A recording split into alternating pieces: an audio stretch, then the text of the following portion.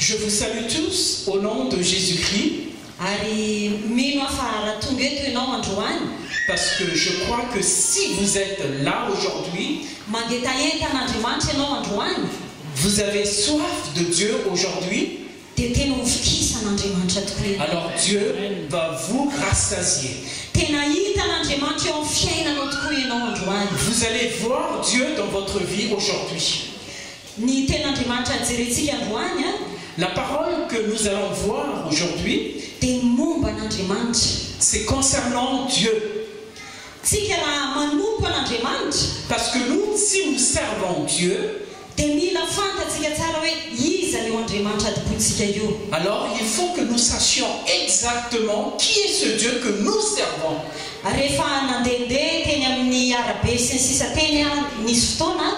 Un jour, quand je me suis promené dans la rue et que je parle concernant Dieu, alors les gens sont tout de suite fâchés. Comme si Dieu les a vraiment conduits dans le malheur.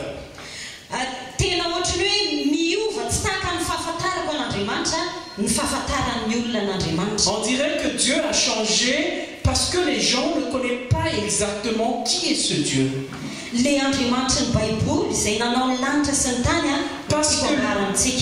Parce que le Dieu de la Bible qui a créé ce monde et que nous prions,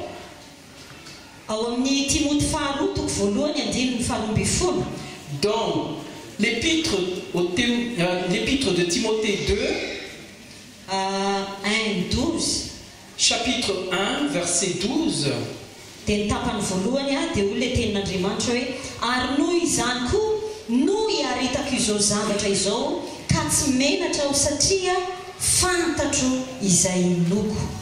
la première partie du verset 12, au nom de Jésus, c'est pour cela aussi que je souffre ces choses, mais je n'en ai point honte, car je sais en qui j'ai cru.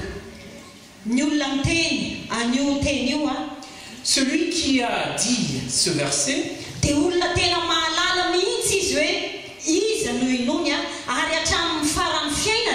c'est une personne vraiment qui connaît à qui il a cru.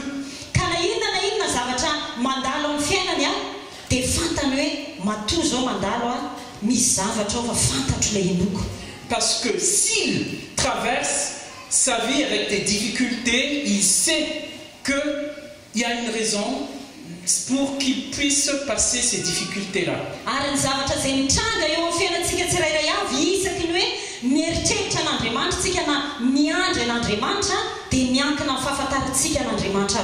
Et nous, tout ce qui passe dans notre vie, toutes les circonstances de notre vie, nous savons que nous avons un Dieu en qui nous a cru pour pouvoir passer ces circonstances-là.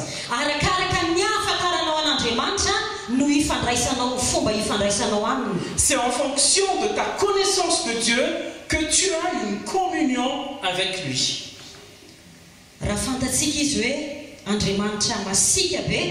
Si nous le connaissons que c'est un Dieu sévère, alors tous les jours nous allons avoir peur de lui.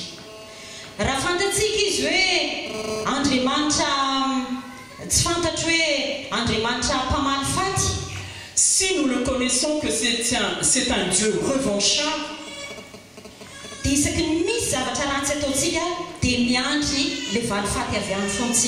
alors nous allons penser que dès que nous fautons, alors on va recevoir la revanche de Dieu.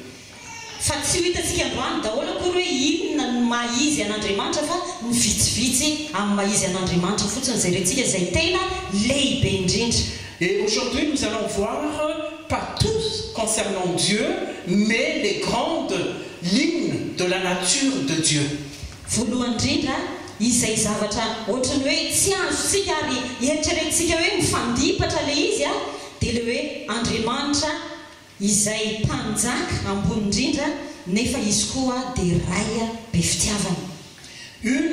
La première chose qu'on va voir concernant la nature de Dieu, c'est une nature, on dirait paradoxal, c'est la grandeur de Dieu et son amour. Andriamanitra rehefa nandray azy teo amin'ny fiainantsika isika dia ozy tsika hoe tompoko izy. Parce que nous, quand nous avons accepté Dieu dans notre vie, il devient notre Seigneur. Matoa tsika tonga eto a dia manaja an'ilay Andriamanitra io isika amin'ny maha tompo azy. Et si nous sommes présents dans ce lieu devant le Seigneur, c'est parce que nous respectons Dieu comme notre Seigneur. Kanefa koa io Andriamanitra io a dia voalazako hoe raintsika koa izy a be fitiavana sy famindrampo ihany koa.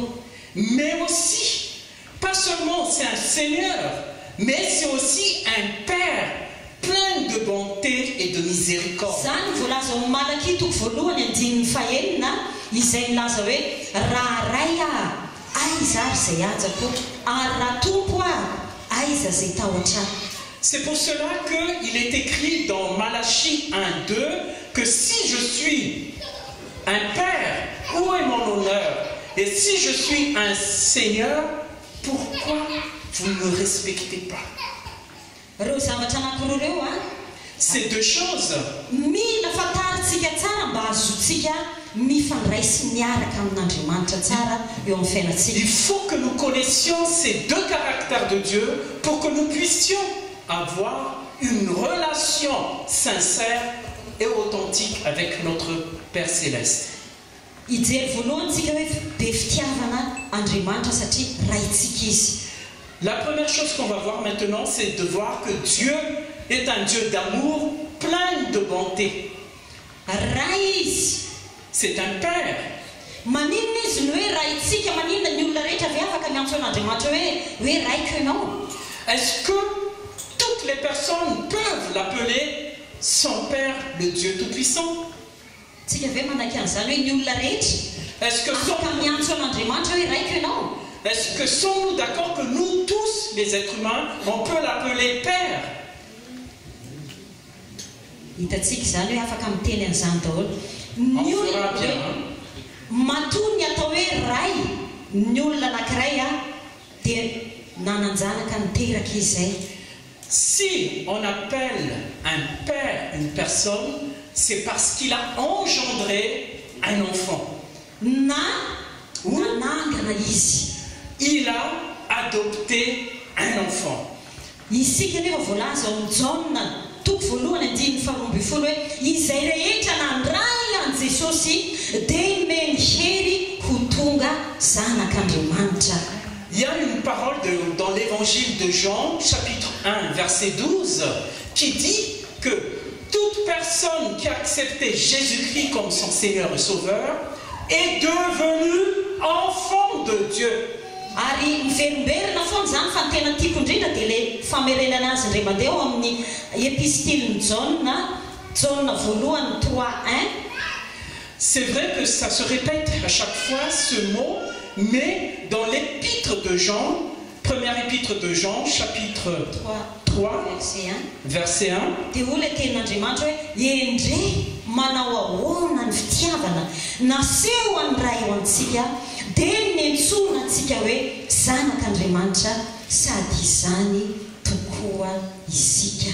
Voyons dans 1 Jean chapitre 3 verset 1 au nom de Jésus, voyez quel amour le Père nous a témoigné, que nous soyons appelés enfants de Dieu. Le monde ne nous connaît point parce qu'il ne l'a point connu. Ny olona zay tsy mahalala an' Jesosy ny olona zay tsy nandray an' Jesosy dia tsy afaka mihiditra ary atsapa izany hoe mahazanaka an'Andriamanitra azy zany. Toute personne qui n'a pas accepté Jésus-Christ dans leur vie et qui ne considère pas le salut de Jésus ne sera jamais appelé enfant de Dieu. Ary ny olona isika izay nandray an' Jesosy any no afaka miantso an'Andriamanitra hoe raiko ianao amin'ny fotoana rehetra izay iainantsika. Mais nous qui ont accepté Jésus-Christ dans notre vie, nous pouvons appeler le Dieu notre Père en tout temps, où que nous soyons. Dia fantatra koa fa raha zanaka olona tenin'Andriamanitra raha zanaka dia mpandoko fa amin'ny Kristy ihany koa. Et il est écrit aussi dans un épître que si nous sommes enfants de Dieu, alors nous sommes héritiers de Dieu, mais en même temps co-héritiers de Jésus-Christ. Alléluia. Alléluia. Raha ohatra miteny aminao hoe mandova an'ilay mpanan-karena indrindra eto à France ianao ngamba ianao faly be. Si je vous dis que vous allez hériter l'homme le plus riche en France, alors vous serez heureux. Kanefa Andriamanitra miteny hoe raha zanako ianareo dia mpandova ianareo. Et Dieu nous dit que si vous êtes mes enfants, alors vous serez mes héritiers. Zany fandovanan'Andriamanitra zany tsy hoe rehefa tonga any an-danitra ihany fa dia ety ambony tany ianao dia efa mandovan'Andriamanitra sahady. Et quand on parle que nous sommes héritiers de Dieu, c'est que nous n'attendrons pas que nous soyons au ciel pour hériter ce que Dieu nous a donné, mais c'est maintenant que nous allons déjà hériter ce que Dieu a rehefa hita ny ankabeazantsika zany hoe inona tokoa moa zany zavatra tsara maro izay nomen'Andriamanitra antsika zany tahaka ny hoe fahasalamana omeny antsika, ny vola omeny antsika, ny omeny fanantenana ny amin'ny hoavy isika, omeny fahaizana isika, zavatra maro izay ananan'Andriamanitra efa nomeny antsika sady izao zany. Et quels sont ces héritages que nous héritons maintenant tout de suite? Ce sont les bonnes choses comme la santé, la richesse, la prospérité, la réussite. Dia hitantsika koa hoe ny olona izay zanaka dia mitondra ny anarany rainy izy. Et nous savons que tous ceux qui sont enfants portent le nom du Père. Fantatrao ve fa rehefa natsangan'Andriamanitra ho zanany ianao dia novanina ny anaranao e. Est-ce que vous savez que dès que Dieu vous a adopté comme son enfant, vous êtes déjà son enfant? Tsy hijery momba ny anarantsika fa tadio tsara fa ny anarana zany amin'Andriamanitra dia tena ngeza be ary misy dikany be zany anarany zany. Et nous héritons un nouveau nom en tant qu'enfants adoptés de Dieu, enfants adoptifs de Dieu. Et ce changement de nom, c'est une grande chose sur notre vie. Tsy hijery lavitra momba an'izay anaran'izay atsika fa anisany mahazanaka ihany koa dia manana antsika droit miresaka amin'ny raintsika amin'ny fotoana rehetrarehetra. Et une des choses, à part cela aussi, nous avons le droit d'aller directement prier, parler, discuter avec notre Père Céleste. Est-ce que vous savez ce que c'est le numéro de téléphone de Dieu? Jérémie 33:3. C'est le Jérémie 33:3. Promesse n'Andriamanitra io izy hoe antsoy aho dia hovaliko ianareo izy izy. Kampisehoako zavatra lehibe saro-pantarina izay tsy fantatrareo. Le Jérémie 33:3, il dit que invoque-moi ou appelle-moi et je te répondrai et je te montrerai des grandes choses, des choses que tu ne connais pas encore. Zay mahazanaka antsika tsy mila hoe rehefa hangataka zavatra amin'Andriamanitra antsika dia makany amin'ny toerana anankiray manokana dia miandry olona manokana sacrificateur hitondra ny fangatahantsika eo amin'ilay Andriamanitra fa ny zanaka na ny ampandriana ianao na ny an-dalana ianao na aiza ianao dia afaka miresaka mivantana amin'ny rainao ianao. C'est pour cela que c'est un avantage d'avoir un père qu'on peut l'appeler à toute heure. Parce qu'on n'a pas besoin d'aller voir quelqu'un ou d'aller dans un lieu spécial pour pouvoir demander quelque chose à mon père. Non, partout où vous êtes, même dans votre lit, où que vous soyez, vous pouvez aller directement demander à votre père ce que vous voulez lui demander.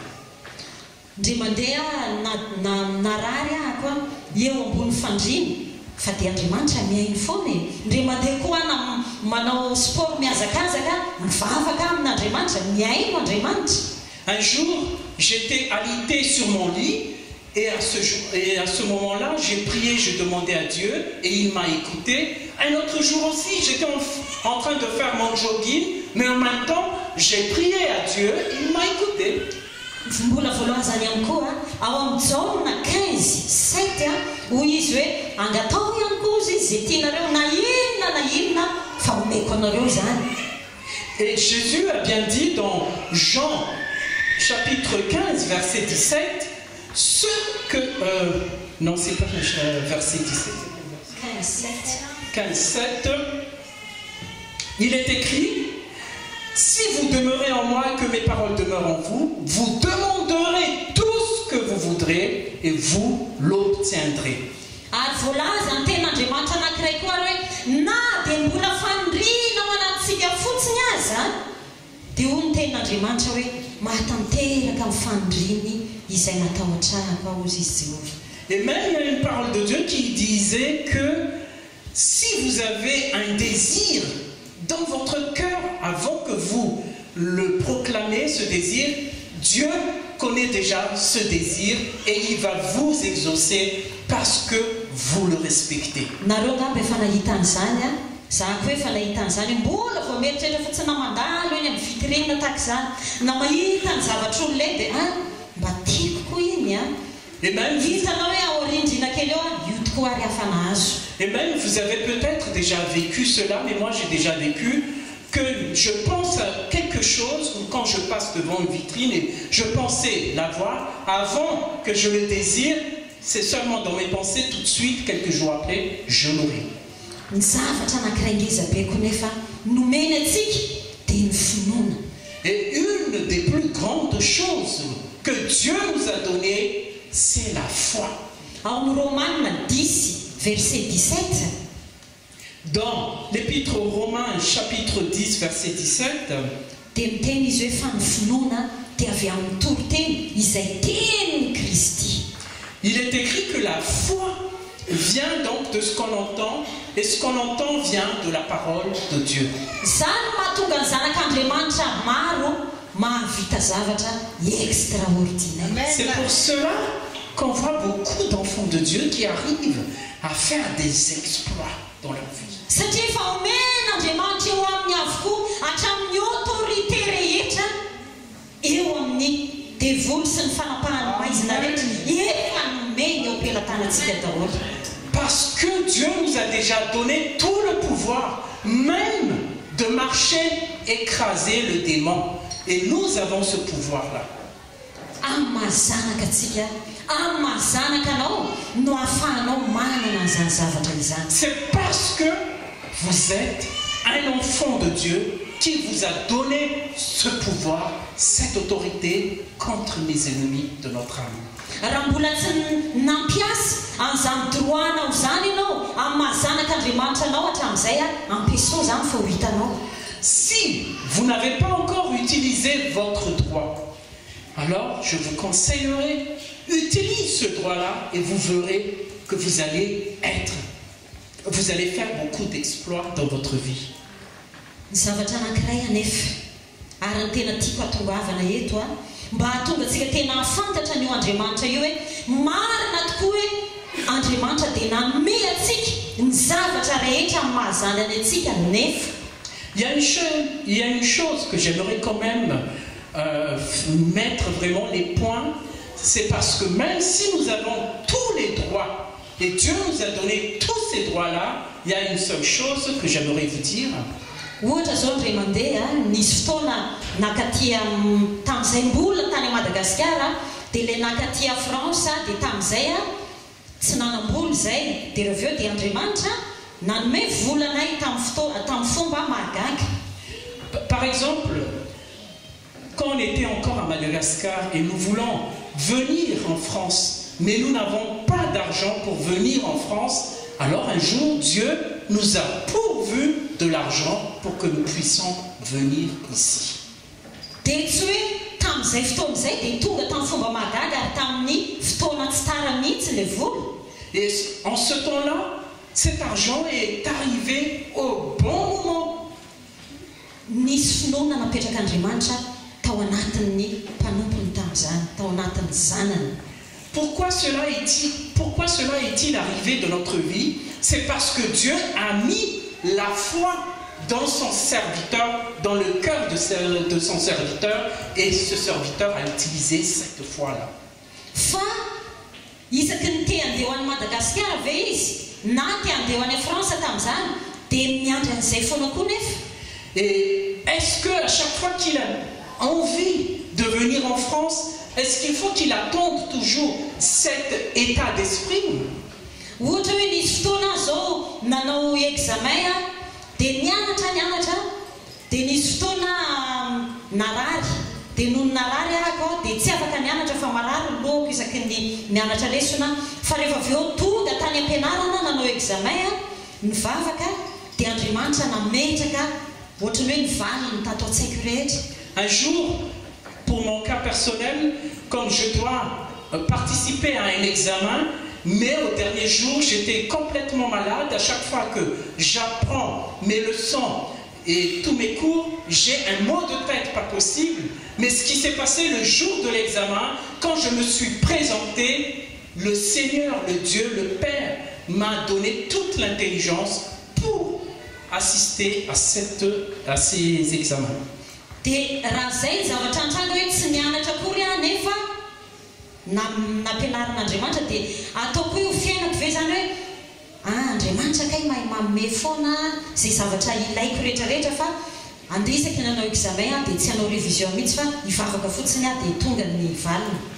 Mais est-ce que cela veut dire que bon, à chaque fois que je vais passer un examen, comme je sais que mon Père, le Dieu, il m'aime, je ne veux pas apprendre mes cours, je ne veux pas faire mes révisions, parce que le Seigneur va me donner toujours, à chaque fois, l'intelligence. Non, non, non, non, c'est pas comme ça que ça fonctionne.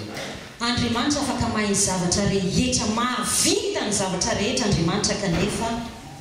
Bien sûr, Dieu, il peut faire toutes choses, il connaît toutes choses, mais ny fetran'izany dia zao Andriamanitra dia mpanjaka sady souverain izy. Mais la limite de Dieu, c'est que c'est un Dieu sans limite et c'est un Dieu souverain. C'est lui qui décide. Raha ohatra nisy fotoana hoe Elia teo atendrombohitra Karmely nanao zavatra ngeza fahagagana ngeza be mihitsy, reveo nefa le mpanjaka vavy tamin'izany nampitahotra azy aiza le herin'reveo lasa nandositra indray izy. Parce qu'il y a un cas dans la Bible, c'est concernant Élie. Quand Élie s'est confronté avec tous les prophètes de Baal, et devant ces prophètes-là, il a fait de grands exploits, de grands miracles. Il suffit d'une parole de Jézabel, la femme du roi, et là tout de suite, il s'est enfui, il a eu peur de sa vie.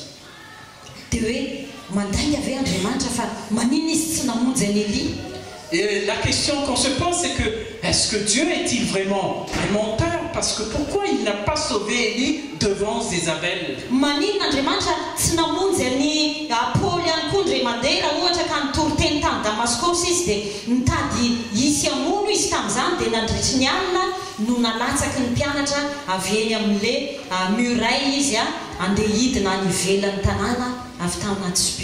Comme le cas de Paul aussi. Si Dieu est un Dieu qui connaît tout, qui est tellement si puissant, pourquoi il n'a pas protégé Paul quand Paul est allé prêcher à Damas et le soir, les gens veulent le lapider, donc ses amis l'a fait fuir à travers le long de la muraille de Damas.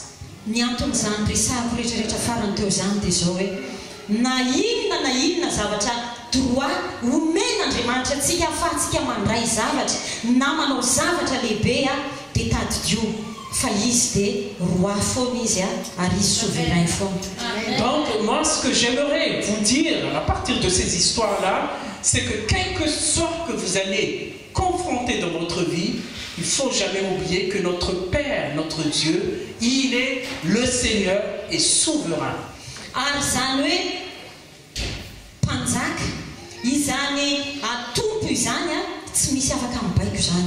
Et concernant un seigneur ou un roi, personne n'a le droit de lui donner un ordre.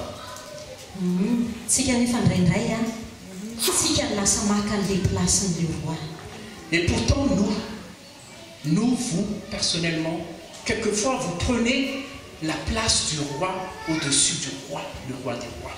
Indraindray tsika mitehibaiko an'Andriamanitra, Andriamanitra tia lovana, dia reo aveo ianao dia sokafo indray tia lalako tia, dia reo aveo dia mba amboarina indray tia zavatra tia, dia afaka tapabolana tsy tara mihitsy faratara zay dia maty indray ara vao tsy vita ilay ohatr'izao. C'est-à-dire, pourquoi on prend le place du roi? Parce que c'est nous qui commandons Dieu. Dieu résout ce problème dans ma vie d'abord. Après, tu t'occupes de celle-là. Et puis, l'autre côté, mon père, ma famille, c'est nous, là, qui commandons maintenant Dieu dans ce cas-là. Et là, c'est pas bon. Nomena tsika ianoi tsara mihitsy a, nomena tsika amin'ny droit rehetra ahafahana mangataka amin'Andriamanitra. J'aimerais que vous m'écoutiez vraiment. C'est vrai que Dieu nous avait donné tous les droits pour lui demander quelque chose. Kanefa na izany ara amin'ny lafiny iray a, tsika tsy afaka micontrôler ny zavatra ataony rehetra mihitsy. Mais même si nous avons tous les droits, nous n'arrivons pas et nous ne pouvons pas contrôler ce qui se passe avec le Seigneur. Tokony eo an-tsaintsika isan'andro fotsiny dia zao, Andriamanitra dia efa nilaza hoe manana planina heverana anao ahako. Dia planina hitondra fiadanana fa tsy lozy zany. Ce que j'aimerais que vous mettez dans votre pensée, vous gardez bien dans votre cœur, c'est que Dieu, quel que soit ce qui va se passer dans votre vie, il ne faut jamais oublier que Dieu a un bon projet dans votre vie et c'est un projet qui vous apporte la paix et jamais le malheur. Kana dia omeny ary tsika droit eny an-dalana eny hoe angatao izay tianao sisa tsy maintsy izay ahatanterahany planiny eo amin'ny fiainanao ihany, tsy maintsy ino direction générale ny fiainana. Et même si nous avons le droit de demander ceci, cela, tout ce que vous voulez demander, il ne faut pas oublier, soyons humbles devant Dieu afin qu'il puisse toujours accomplir dans notre vie sa volonté, son dessein.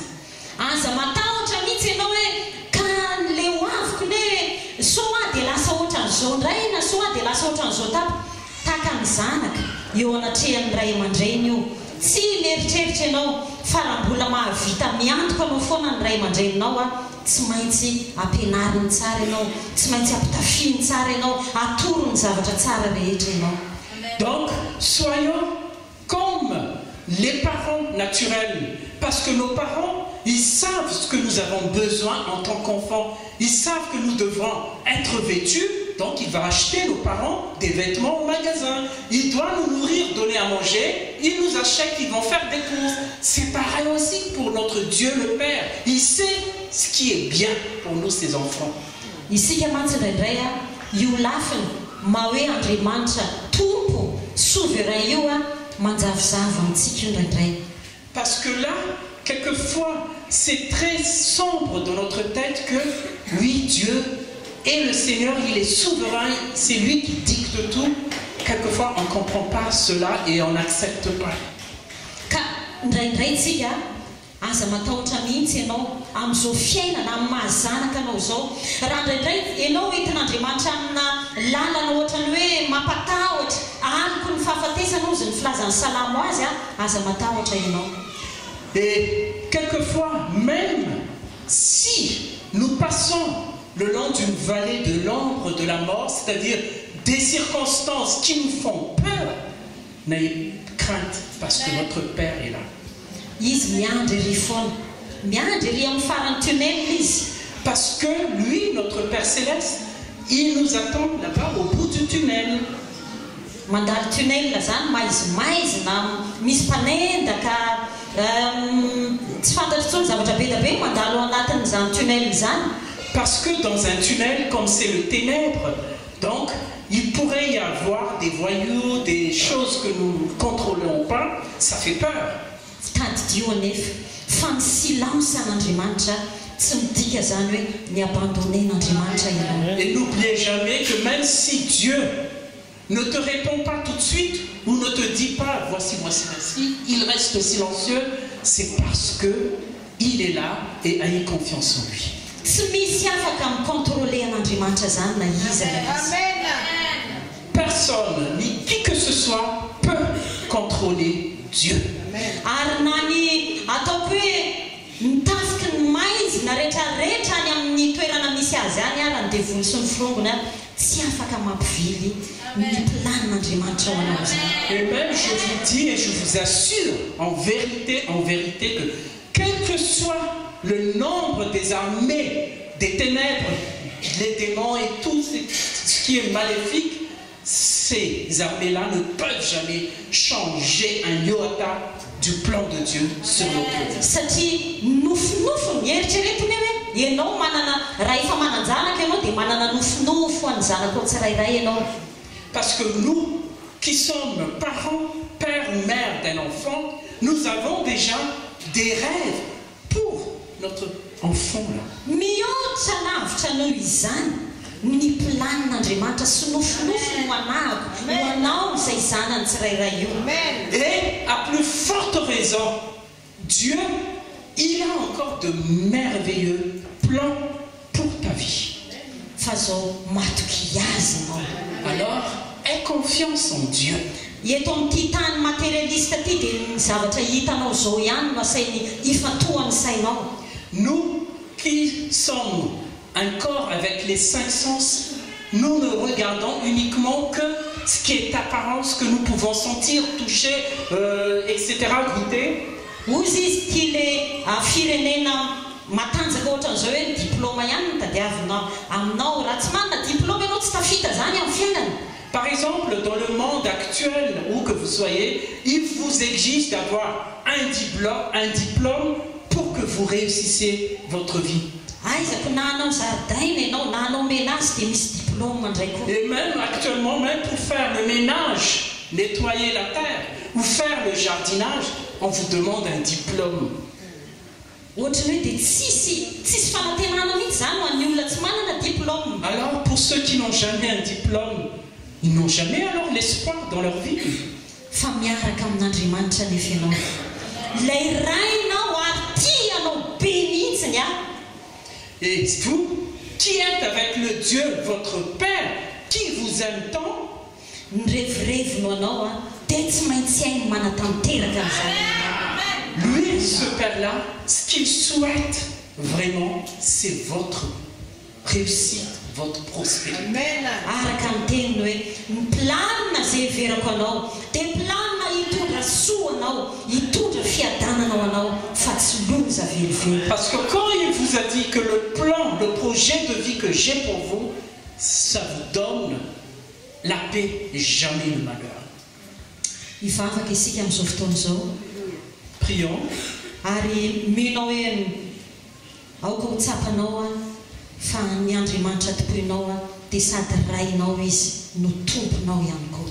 Et j'aimerais vous demander d'avoir vraiment cette foi, cette espérance que le Père, le Dieu céleste que vous priez, il vous aime tant et il a un plan d'avenir de paix pour vous tous qui êtes là. Hivavaka ary isika. Prions. Alao isika hitsangana. Je vous demanderai de vous lever. Andriamanitra rainay io. Père céleste, Misaotranao izay satria natsanganao zanakao. nous te remercions parce que tu nous as adoptés comme tes enfants. Misaotranao no nandrahanao an'i Jesosy Kristy ho mpanelanelana anay eo aminao. Et nous te remercions parce que tu nous as envoyé Jésus-Christ pour être notre intermédiaire entre toi et nous. Misaotranao izay raha io.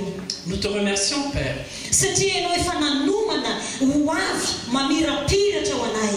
parce que tu nous as préparés à l'avance de merveilleux avenirs pour nous.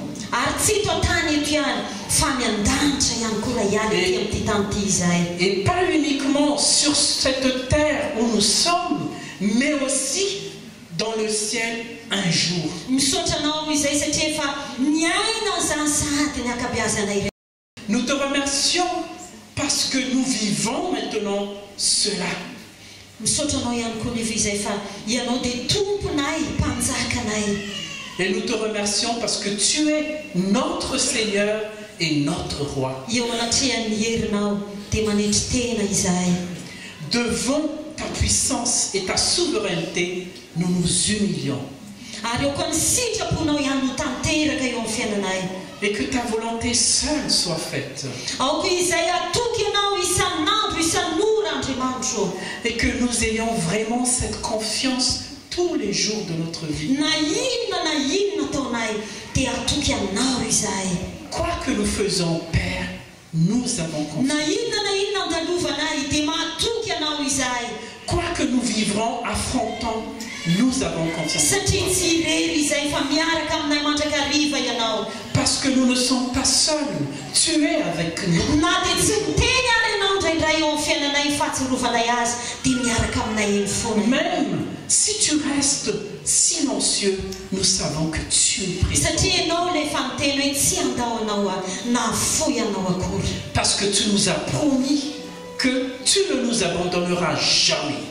Misaotra anao Andriamanitro. Je te remercie, Seigneur. Misaotra noho ny fitiavana nasionao. Merci de cet amour que tu nous as montré. Misaotra Jesosy eo. Merci, Jésus. Amen. Amen. Hojerentsika farany ato amin'ny misy tenin'Andriamanitra tiako hojerentsika Isaia vakintsika amin'ny teny frantsay. Isaia 46 4. J'aimerais que nous lisions ensemble le verset qui se trouve dans Ésaïe 45, 46 4. 46, verset 4. Ésaïe 46, verset 4, et qui est affiché sur le tableau. Alohantsika hamaky azy indray mandeha. Andriamanitra no miteny ilay rainao no miteny dia raisoanao zany. 1, 2, 3. Jusqu'à votre vieillesse, je serai le même. Jusqu'à votre vieillesse, je vous soutiendrai. Je l'ai fait et je veux encore porter, vous soutenir et vous sauver.